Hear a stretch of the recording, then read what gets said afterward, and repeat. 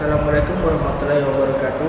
Perkenalkan, nama saya Edi Mendika, NIM 2020-65062, Prodi S1 Teknik Informatika, Fakultas Teknik. Di sini saya akan menjelaskan materi agama bab 5, bagaimana membangun paradigma Quran.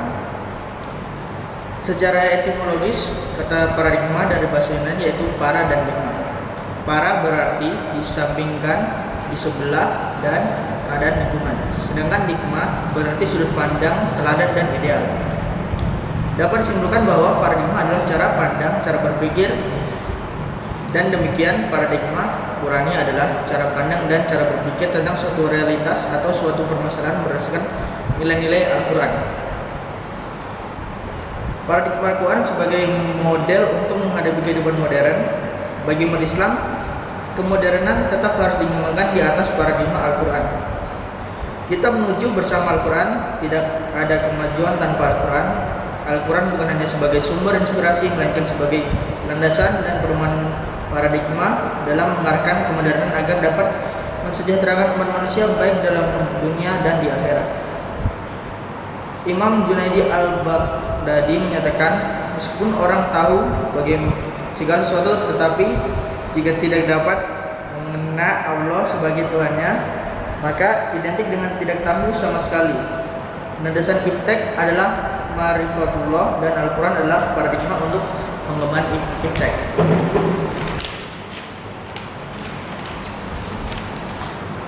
Ciri-ciri kehidupan modern adalah adanya pembangunan yang berhasil dan membawa kemajuan dan kemakmuran. Tolak ukur pembangunan yang berhasil sebagai berikut: tingkat produksi dan pendapatan lebih tinggi. Yang kedua, kemajuan dalam pemerintahan yang demokratis dan dianggap terhadap kebutuhan dan kehendak rakyat. Yang ketiga, pertumbuhan hubungan sosial yang demokratis sebagai kebebasan berpendapat yang luas dan kesempatan untuk mengembangkan diri. Yang keempat, tidak mudah terkena bahan komunisme.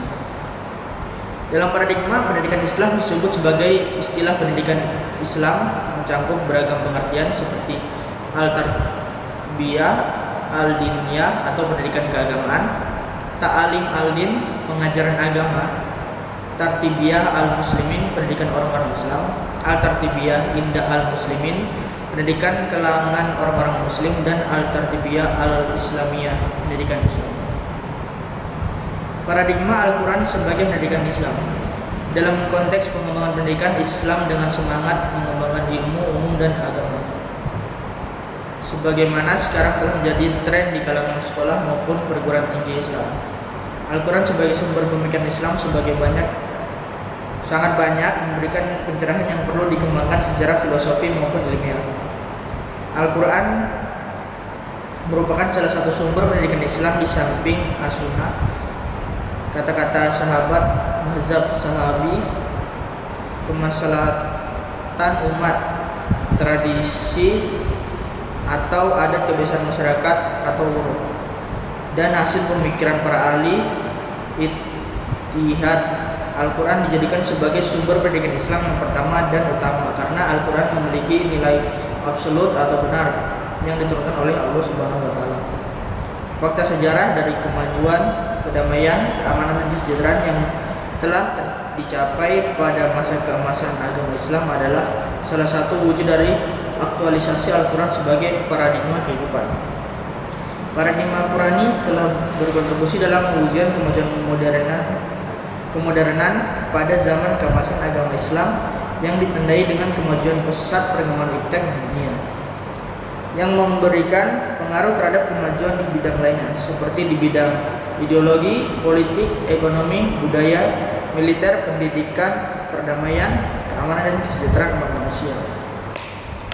Sekian dari saya. Wassalamualaikum warahmatullahi wabarakatuh.